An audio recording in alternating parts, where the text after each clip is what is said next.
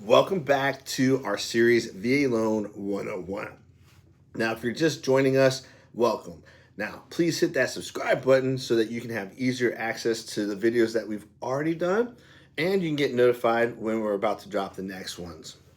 Now, today's discussion is going to be about those VA appraisals, what they are, what they aren't, and how they work. So if you think of VA appraisal as just another inspection, think again. If you're using your VA home loan, you need to understand how the process works, or it could delay your closing or maybe even cost you your dream home.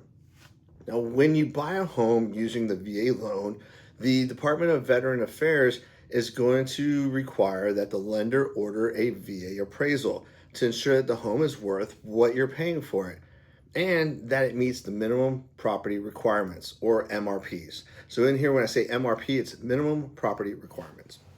But let's clear this up early. A VA appraisal is not a home inspection.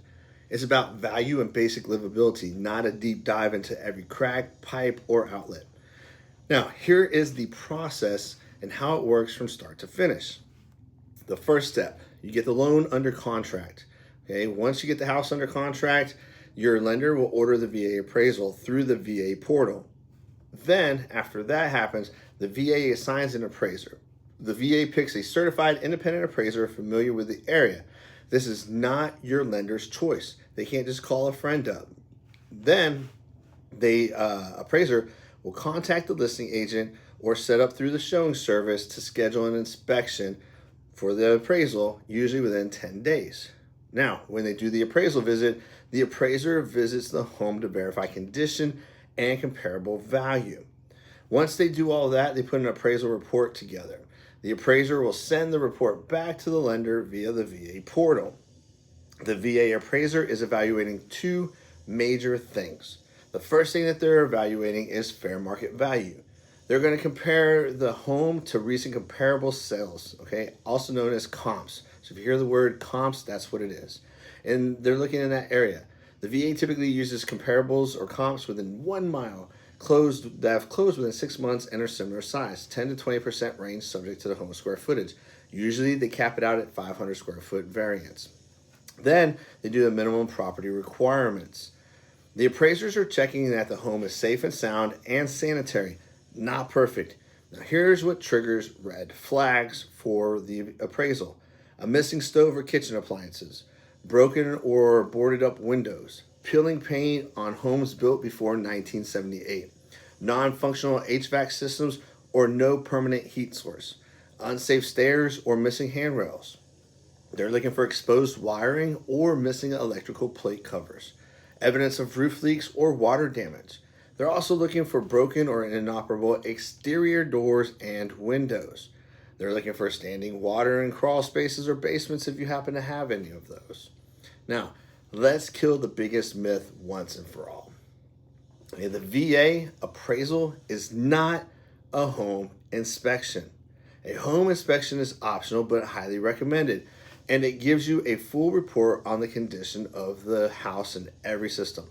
The appraiser is not a home inspector. The VA appraisal only ensures that the home is livable and worth the price, with a quick check for safety hazards. That's it. It's a quick safety check. Now, pro tips. As a buyer, you always get a separate home inspection before closing. It is your best chance to uncover hidden issues like foundation issues, plumbing issues, electrical issues, pest damages, things like that. Appraisers aren't going on the roof. They're not going in the attic. They're not testing every outlet. They're not doing that stuff.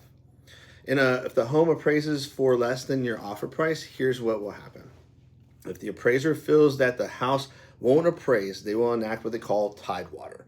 Tidewater is a provision within the VA loan that allows the appraiser to notify the lender and other involved parties, providing an opportunity to submit additional information to support the purchase price before they finalize the appraisal. Now, why do they do that? They do it as a process that is aimed to ensure fair and transparent valuation, potentially preventing deals from falling through due to low appraisals. So that's one of the other benefits of the VA loan.